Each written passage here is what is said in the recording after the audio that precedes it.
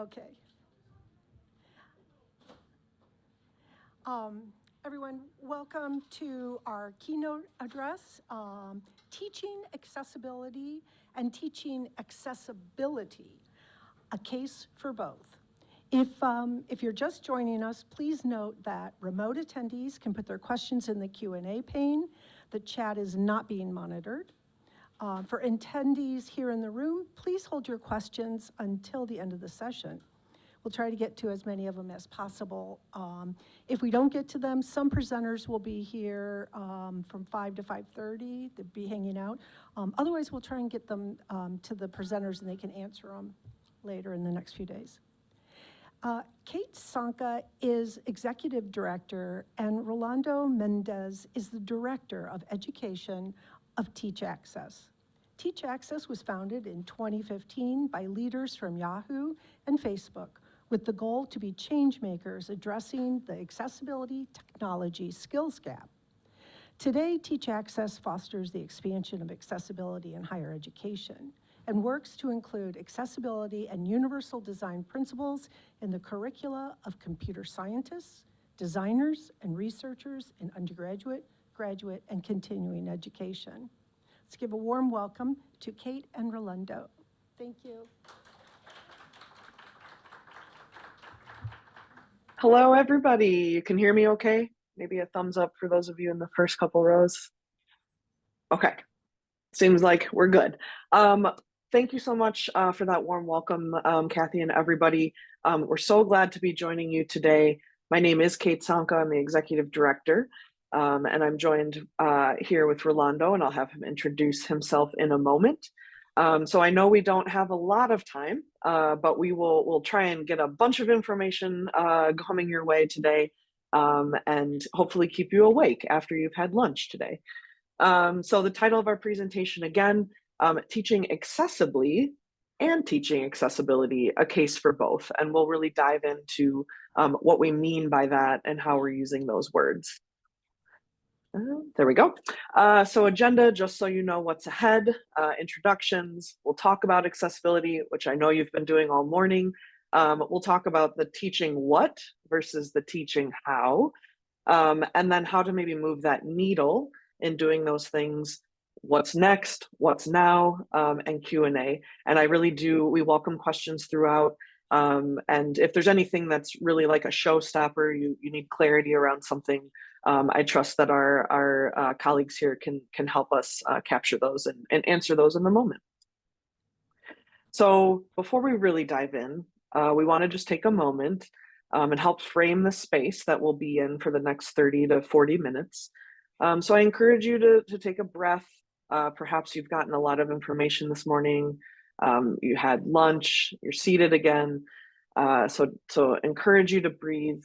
I encourage you to move about as you need to. Of course, this is a different situation. Rolando and I are coming into you via Zoom. You're in a room together, but really move around as you need to, if that helps you with concentration or if you need a break. Say the word. So this is a movement, hashtag say the word. Say the word disability. You will hear us say it. We could do a whole presentation around language and ableist language and the things we say or don't say around disability and accessibility, but you will hear us say the word. And I encourage you to use that word as well. It is not a bad word. And then have some fun if you can. You'll see that we're professional yet fun, if that can be a label we can give ourselves. So we definitely have information to share with you, but hope that you'll be engaged along with us. So introductions, of course, I introduce myself on the screen, and I know that the slides are available to everyone as well. Our email addresses, so again, Kate Sanka, you can email me at kate@teachaccess.org. We're also both on LinkedIn. You can find us. Rolando, can you introduce yourself? Sure, Kate. Hi, everyone. I'm Rolando Mendez, and I'm joining in from San Juan, Puerto Rico. And you can reach me at rolando@teachaccess.org. Perfect. And you will hear more from Rolando in a minute. So who are we? Kathy gave a little insight into our path. We are a national nonprofit organization. The idea was formed in 2015. We really had the kickoff meeting in 2016. And from 2016 until 2021, We were a fully volunteer-led, operated, created organization. In 2021, we became a 501c3 nonprofit organization. We're registered in Michigan, which is where I am. I previously was working at Michigan State University. I'm still here in Lansing, but we really are 100% remote. You heard Rolando say he's based in Puerto Rico. We have other colleagues based in Tennessee, and we work with and collaborate with other educational institutions, industry partners, disability advocacy groups from around the country. So we really are national in the work that we do. We have future plans to be international also, but we really are looking for broad support, broad collaboration in the work that we do. And you're gonna hear this a lot in the next few minutes, but we are focused on teaching accessibility and supporting efforts to teach accessibly. And if any of you were looking at these slides beforehand or you look later, Accessibly continues to get the little red squiggly line under because they don't believe it's a real word. Perhaps that's true, but we use it, and we will talk about what we mean by that. But as an organization, what we're focused on is creating a future where technology is born accessible and inclusive for everybody. And we really do mean that for everyone. The idea is that we're looking to support educators, faculty, instructional staff, instructional designers, all of the people working hard to create inclusive teaching and learning spaces. We want to support all of you to teach about accessibility to your students. And we'll talk about why that's important and why we're committed to doing that. So let's talk about it. Let's talk about accessibility. You've been talking about it all morning. Perhaps you're pretty familiar with it by now, but we always find it's helpful, just in case you're new to it, to make sure that we all have some common ground here. So when we're talking about accessibility, generally we're talking about digital accessibility. And that's a practice where we're working to remove barriers that could prevent access to information or function in a digital environment. Really specifically, that is for people with disabilities who are looking to access this information or do some function in a digital environment. And that does include products, services, devices, environments, all of the things that we do in a technology type space. We're thinking about what barriers might exist. What are we intentionally or unintentionally creating when we're in terms of barriers for people with disabilities when we aren't including accessibility. And one thing we also like to share, and perhaps you've heard this already this morning or in other places, it is important to remember that what is accessible to one person with a disability is not necessarily accessible to someone else with the same or different disability.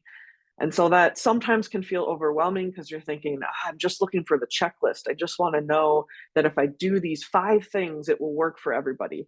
And that's really not the nature of accessibility, just like, anything we're doing when we're working with humans and a wide population. What works for one might not work for another. And so it's a constant sort of conversation that we're having with people. It's constantly checking, making space for communication. So I did my very best to make something accessible. Rolando might come to me and say, it doesn't quite work. Great, let's have the conversation about how I can make that work for you. So it really is this conversation that we continue to work through. So why does it matter? You've probably gotten a lot of this today too. I won't spend too much time on each of these because I want to make sure we get to more of what we're talking about, but it's the right thing to do. Of course, we don't want to purposely exclude anyone from anything, so we want to make it accessible. It is a legal requirement, not always my favorite or preferred thing to lean on because it's just not the most motivating to feel like, oh, I'm going to get in trouble, but there are laws behind it, right? We've got the Americans with Disabilities Act, Section 508 of the Rehabilitation Act, and then it's important we remember that there are other policies, laws outside of the US. So there's the Accessible Canada Act, European Accessibility Act, and many more. This is not an exhaustive list, but it's important that we remember that because our students are going to be working possibly for multinational companies who have offices in different places. And it's important for them to understand that it's not just the ADA, for example, that they might want to be aware of in doing this work. Everyone can benefit from accessibility, of course, especially those with disabilities. There's also plenty of information out there around how accessibility enhances usability and a better user experience. And then for those of you motivated by consumer market or economic type facts, the disability population is huge. The World Health Organization estimates there's 1 billion people on the planet with a disability. And the Centers for Disease Control and Prevention here in the US estimate 1/4 or 1 in 4 of US adults have a disability. These are, of course, always estimates because it's self-reported. So it could be higher than that, right? Okay, up on the screen, I don't want to take up too much time again with this one. Perhaps some of you have seen it. It's an image of some little people in a table. It's from the Microsoft Inclusive Design resource. They have a lot of resources out there.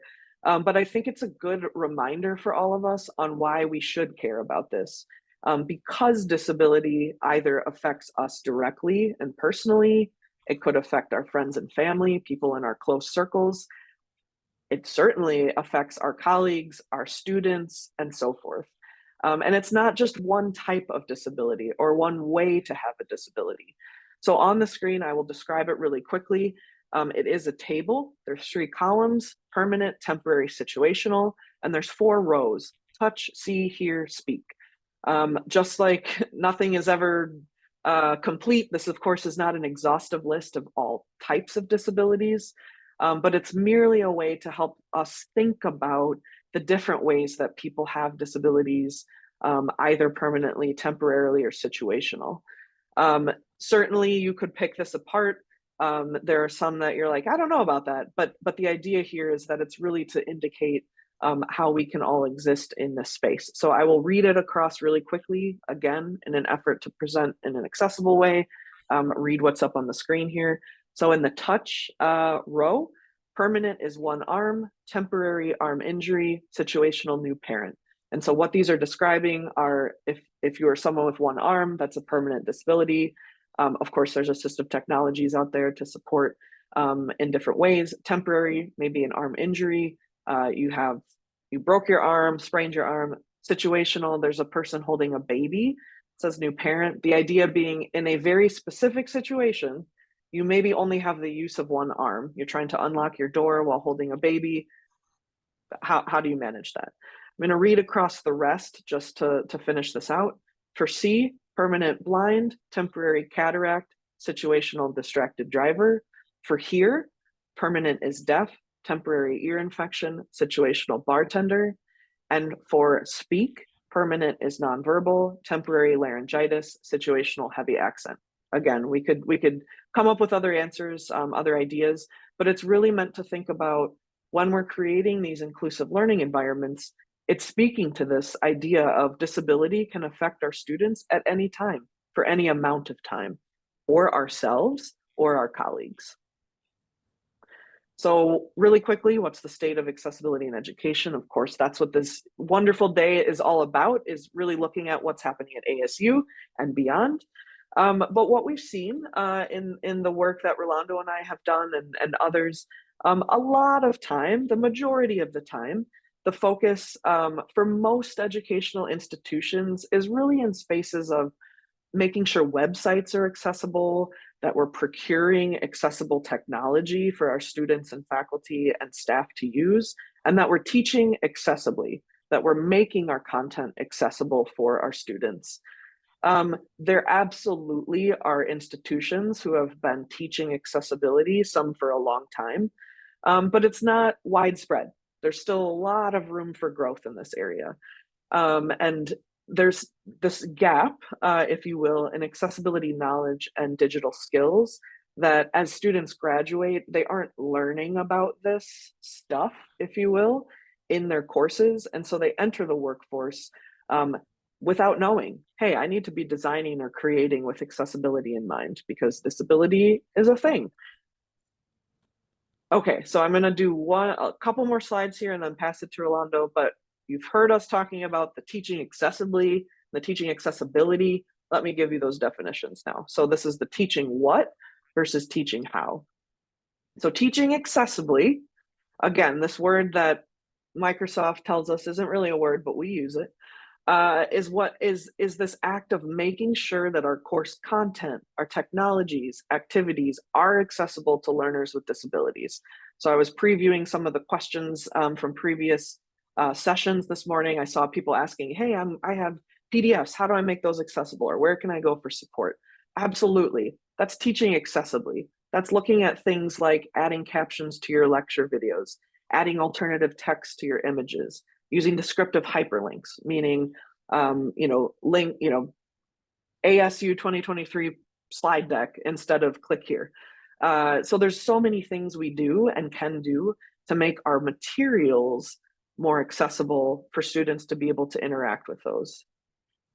The teaching accessibility side is actually the act of us teaching accessibility and disability concepts to our students. Of course, we should be doing that in an accessible way. I don't think you can separate the two. You shouldn't separate the two. But we're really looking at how do you introduce a lesson or activity on accessibility in your class, in your curriculum? Maybe you're teaching accessible design, or you could teach about disability in one of our courses, your courses. One example, and of course there are many, perhaps you're teaching a writing course. Could there be a lesson? Could there be a module where you're talking to students about using plain language or anti-ableist language in the work that they're creating, thereby helping students understand, oh, there are people with disabilities who will be consuming my content, and I need to make that accessible for them. So with that, I will turn it over to Rolando to take it from here. Thanks, Kate. So we talked about the difference between teaching accessibly and teaching accessibility. So how do we move the needle from teaching accessibility to teaching accessibility? We're not saying that one is more important than the other, but we're making a case for both in this session, right? So why should you be interested in teaching about accessibility? First, it complements efforts to teach accessibly. And second, without disability awareness and accessibility skills, students entering the workforce will not be prepared to produce quality products and services and events and technologies that everyone can use, including people with disabilities. Like Kate mentioned earlier, there are different legislations, policies, and acts around the world that are putting accessibility at the forefront. So our students need to be prepared to enter the workforce with the skills to design inclusive products and contents and technologies. So consider your experience. What did you learn about accessibility and or disability while you were in school, whether it was in K-12 or when you were an undergrad student or a graduate student? What did you learn? Probably you might have not heard anything, or maybe you heard about disability mentioned in a couple of courses or in one course. But typically that's not the case when we talk with faculty and with educators across the country. Typically, they learn about disability and accessibility through their work when they're encountering different situations in the classroom or where they're providing services to students. So that's during the importance of teaching accessibility. And what is this accessibility skills gap? It's a gap in accessibility knowledge and skills by students entering, graduating and entering the workforce. In 2018, the Partnership on Employment and Accessible Technology, PEAT, conducted a study to better understand that gap. And last year, we conducted a similar survey to see the current state of the gap. Spoiler alert, 4 years later, the gap still exists. So here are a couple of highlights from that survey. And 75% of respondents saw a moderate to significant increase for employees with accessibility skills in their organizations in the last 5 years. So that's a good thing, right? We're seeing people that are entering the workforce with more accessibility skills than in previous years. But then 86% of them said that they anticipated a demand for accessibility skills to increase. It means that we will need more people that are knowledgeable in accessibility and have the concepts and the skills. And then 2% out of all these respondents, 2% said it was easy for their organization to find candidates with accessibility skills. Taking that into consideration, we move the needle by bridging the accessibility skills gap. And we can do it by first laying the foundation, second, building capacity, and third, supporting growth and development. So what does it mean? First, to lay the foundation, you can do it by creating awareness about accessibility. This event is a way you can lay the foundation at ASU to create awareness about accessibility, not only the people involved in accessibility work, but in all the institution's community. So you can do that by inviting speakers to your area, division, or courses, because we have educators, but we also have academic support staff and staff here.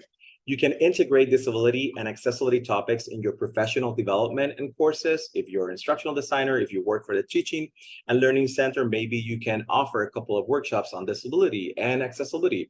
If you're teaching a course, start integrating those topics. And encourage participation in events and experiences related to disability and accessibility.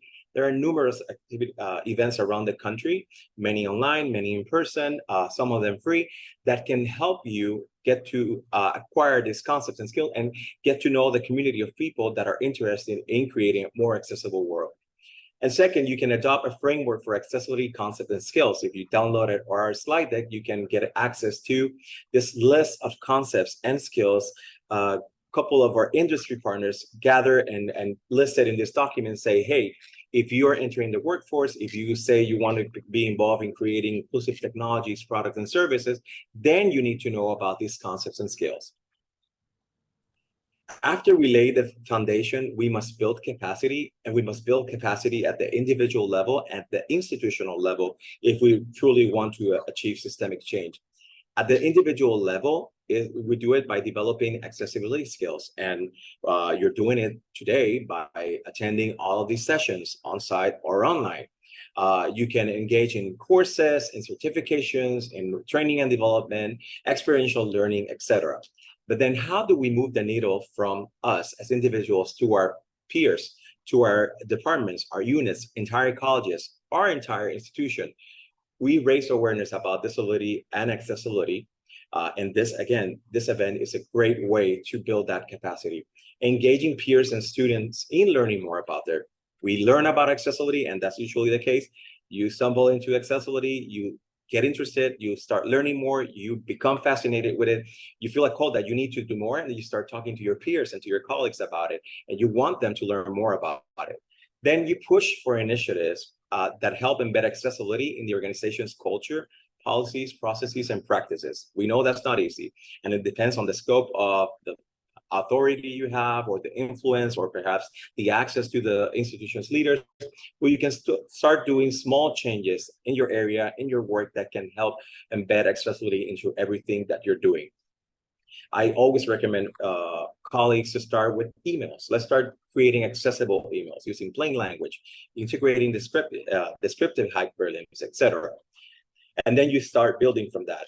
And understanding that accessibility is everyone's responsibility. It's not IT's responsibility. It's not the teaching and learning center's responsibility. It is not solely the online learning department's responsibility. It is all of us. It is all responsibility. Finally, after we build capacity, we need to support growth and development, because we're never done, as Kate says, when we're doing accessibility work.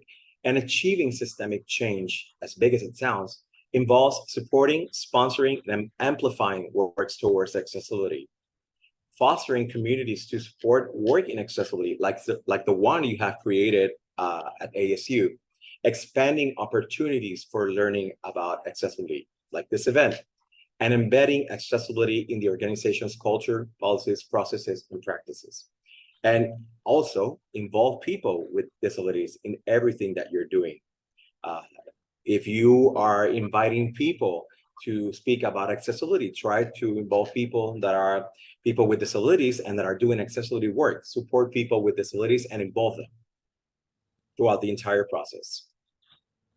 So what's next? We have talked about a couple of things you can do to move the needle from teaching accessibly to teaching accessibility.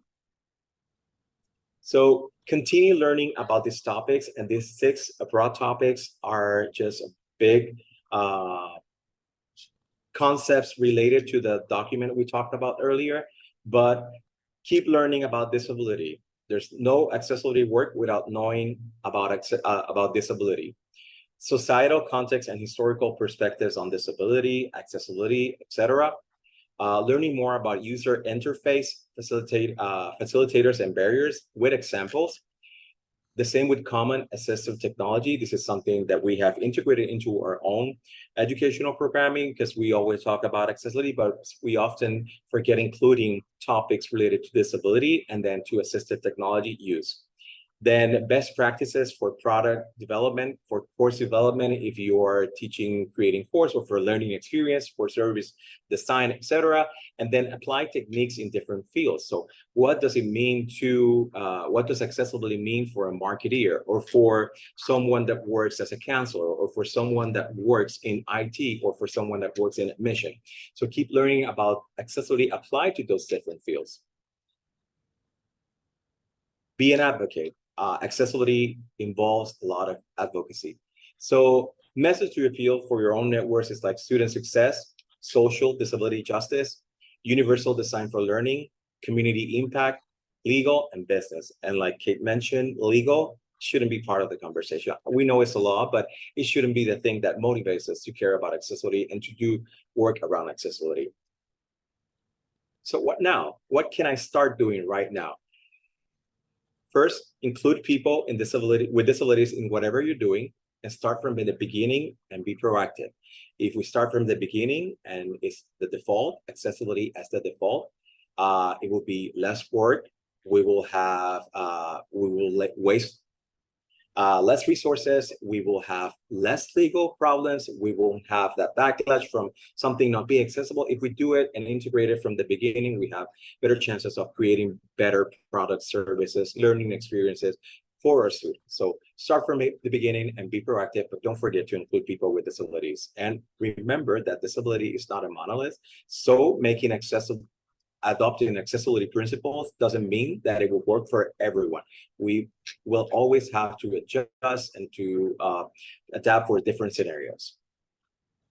And also understand that we are really ever done with accessibility. So how can we build that into what we're doing and begin to view it as a space for innovation, for our teaching? And of course, connecting with us is the most logical thing you can do now after this session, right? So that's all about for our presentation. We're going to open the floor and the Zoom room for questions you might have, comments, reactions.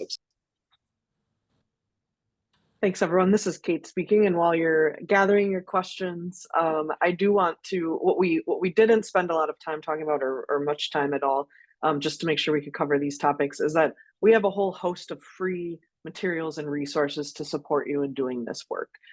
So if you visit us at teachaccess.org, or you want to send us an email, we shared our emails at the beginning, kate@teachaccess.org or rolando@teachaccess.org. You can find us on social media channels.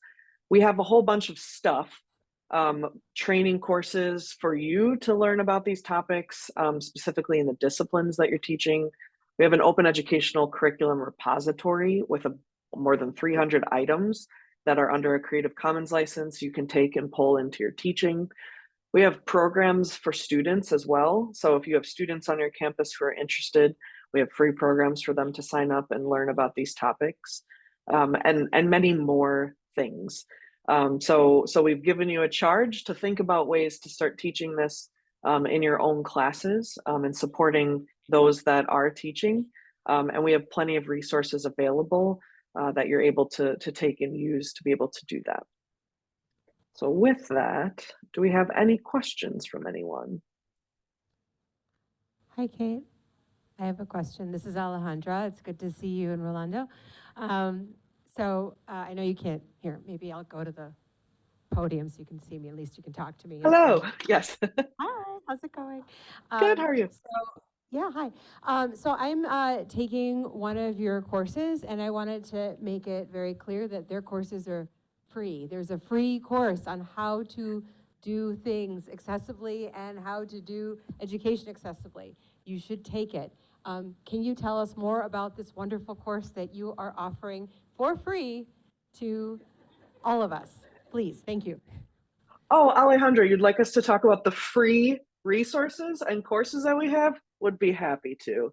Rolando, do you want to share maybe about some of the courses, the free courses that we have? Sure. This is Rolando speaking. Thanks, Kate. So, like Kate mentioned, we have different programs and resources for educators and for students as well to build internal individual capacity, right? For educators and for academic staff or for people that work in education, we have different self-paced online courses on accessibility. For example, we have accessibility in computer human-computer interaction, I'm sorry, computer science, instructional technology, technical writing, UX design, and graphic design. A couple of more courses, such as game design and web development, are on the way. And these courses are two modules that guide you through many resources to learn how accessibility looks like in those specific fields, and then gives you or has some activities that you can complete to start incorporating teaching accessibility in your courses at the same time. And the bonus is that you have different resources that you can use from the course to teach about accessibility to your students, and also good activities to engage your peers in learning more about accessibility. And for the program Alejandra is mentioning is called Teach Access by Design. It's a 10-week facilitated online course that introduces educators and academic staff into learning more about disability, accessible design, and universal design. And throughout those 10 weeks, we're already on our week 6. Today starts our week 6. We guide participants in learning how disability frames the accessibility work, and then how you can start designing obviously the accessibility principles, and how that looks into what you're doing in education. And then we help them by the end of the program to move that needle. And okay, you learn how to teach accessibility. Now let's do the next thing, is teach accessibility. We also have the fellowship program, which just open applications, the application process. And this is a more sustained approach to supporting faculty and staff in learning more about accessibility, how it informs the discipline, and how to move the needle. So the first part of the year, starting in January and then moving all the way to May, we help them understand how accessibility looks like in their respective fields. Then during the summer, they do some work on creating those materials to teach about accessibility. And then during the fall, we support them while they're teaching those concepts to their students. And it's a year-long program that we support faculty and students. Participants receive a stipend, of course, and we select participants from all around the country. So application process is open now, and it will be open until Thursday, November 30th of this year. And it will start in January of next year. And we also have the faculty Teach Access grants, which are like stipends or grants we give faculty to incorporate teaching accessibility into their courses. So they receive this stipend, they create these materials, and these materials become part of what Ken mentioned, the curriculum repository, which is a collection of 300 plus curricular items that include discussion prompts, assignment prompts, activities, slide decks, that syllabi that you can use, and they're licensed under Creative Commons, and you can integrate them or modify them to fit your courses. And for students, we have as a Student Academy and the Student Ambassadors Program, which are meant to help them introduce them to the concepts of accessibility skills, and then expose them to different ways accessibility informs different disciplines, like accessibility in events, accessibility in communications, careers in accessibility, etc. And like they all mentioned, these are free, no cost for those that work in marketing, no cost resources and programs for all. I'm in the This is- audience. Oh, hi, it's yeah. Mary. Now my mic's working. Hello. We actually have something in the chat, the QA on Zoom. I just wanted to read that for the people in the room. This is from an Thanks. instructional designer, Michael Miller, and he's a student in an online data visualization degree. In many of the data viz classes, students are required to share visual artifacts with each other in discussion boards or peer review assignments, yet there's no instruction on making these artifacts accessible. What is an appropriate and encouraging way to raise these concerns with instructors in these types of programs to encourage them to teach accessibility and accessibly? Yes, look at that. You're all paying attention out there. This is Kate speaking. Thank you, Michael, for that question. I really appreciate it. This is one of the things that is really important about understanding, who the faculty member is, and some of those methods of appeals that Rolando mentioned. Sometimes it helps to know your audience. What do you think they will respond well to? If it's about student success, this will make me feel more successful in the classroom as a student, or considering that some of my classmates might have a disability, that this will make this more accessible, or etc. So thinking about the things that might be motivating to that faculty member. I also find, and we didn't have enough time to really do a lot of demos here, but I think it's also really powerful to be able to show the difference that making something accessible can be. So, if you're able to find an example of even an image, data visualization, that's a whole field, of course. And I was trying to find a link to share, and if I can find it before today, I'll share it. Otherwise, we can email that out to Alejandra to share with everybody. But there are organizations working around this idea of accessibility and data visualization. But all of that to say, even finding perhaps not a huge piece of data visualization, but an image, and showing what it looks like. For example, assistive technology like a screen reader, what happens when there is alternative text and when there's not. And often it's that piece where once you're able to demonstrate, here's the difference that it makes, that's when a light bulb goes off for people, and they're able to be like, wow, I wasn't aware of it. And then it opens up the conversation to say, yeah, see how this makes a difference. Now let's talk about what resources are out there, for us to be able to incorporate accessibility into data visualization. And that's that piece that's so important about making sure that we're including people with disabilities in the work. That comes to mind. That's the first thought I had around that, Michael. But hopefully that is a helpful answer. We're happy to answer more if there's other ideas you have.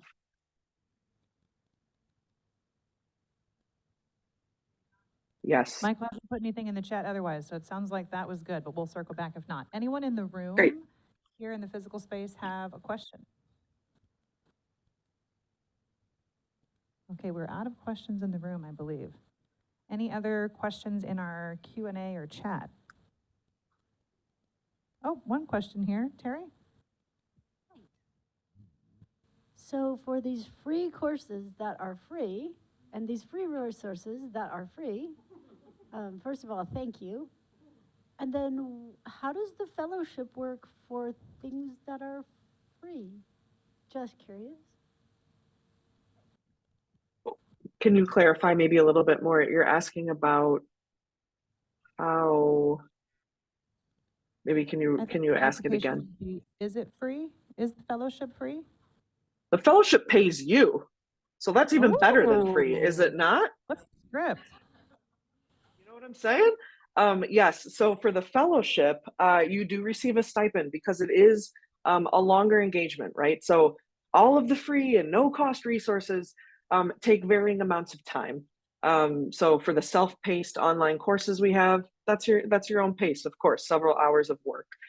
We have a Teach Access by Design program that Rolando mentioned, a little bit more time, because you're doing that self-paced course and then meeting us for a couple synchronous check-in sessions. The fellowship is longer, it's a calendar year, and we're meeting once a month, with the expectation that you're coming out of it with materials to teach in your own courses. So because of that, there's more work involved. And so we provide grants for students, you as students, to participate in that. We also have a grants program. So there's the fellowship program that is a longer engagement where we're meeting with you once a month over the course of the year. That's great. We do a lot of stuff. There's a grants program where there's smaller amounts of funding available to support you in creating materials to teach accessibility. Notice what I said, to teach accessibility, not accessibly. So the grants program and the fellowship program are not meant to come in and bring your work and we'll just run it through the accessibility checker and have a good day. We do that, but then we're also saying, okay, and now how are you going to teach this to your students within whatever discipline area you're in? And so the grants program, smaller amounts, that program launches in the spring. The application usually comes in around March-ish. That essentially will provide summer stipend, if you will, a small summer stipend to look at a course you're already teaching where you aren't teaching accessibility and you could.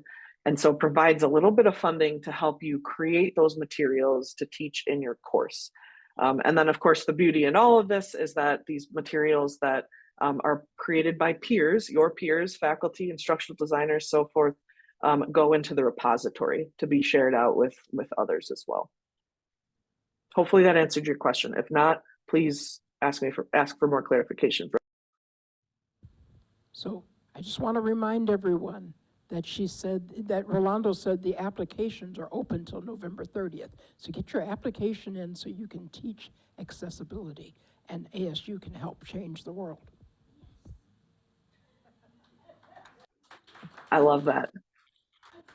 Thank you so much. We dropped a link to the fellowship in the chat here, but I will ask Alejandra and Kathy to make sure that's emailed out to everybody as well. But if you go to our website, teachaccess.org, navigate to the programs tab, it's the third one down, Teach Access Fellowship Program. So you can find it there. And if you have any issues, email us. We are happy to help. Also, there's a information session for the fellowship on October 31st at 3 p.m. Eastern, 12 p.m. your time, where we'll be answering questions about the program, going over the requirements for the application process and the selection process for the 20 fellows for the 2024 cohort. It is on Halloween, so I'm not saying that if you show up in a costume, it will win you points, but it might. We'll see where I might be in a costume. Who's to say? Well, thank you, Rolando, and thank you, Kate. We really appreciate it. I guess we have 1 minute till the next session. So, is Jeff here, guys? Jeff is online? Okay, so why don't we start the next session? It's streamlining WCAG testing, tools and tips for non-coders.